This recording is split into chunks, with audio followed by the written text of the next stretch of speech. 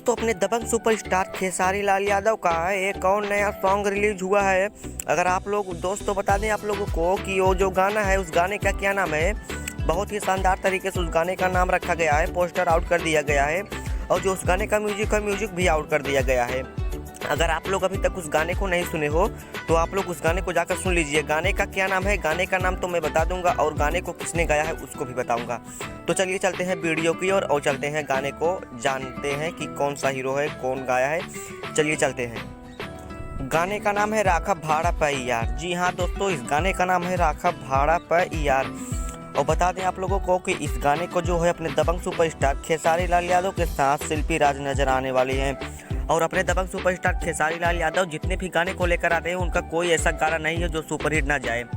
और डेली मतलब रोज़ के रोज़ उनका एक एक गाना आता रहता है। बहुत ही शानदार तरीके से उनका गाना रोज डेली एक भी दिन छूटता नहीं है, उनका गाना रिलीज हो जाता है, पोस्टर आउट कर दिया जाता है और जो 2-3 दिन में आने वाला रहता है उसका टीजर आउट कर दिया जाता है। और दोस्तों बात करें खेसारी लाल की नथुनिया वाले सॉन्ग की तो वो बहुत ही सुपरहिट हुआ है, उसको भी जाकर देख लीजिए क्योंकि वो गाना बहुत ही नंबर 1 है, बहुत ही अच्छा बनाया गया है।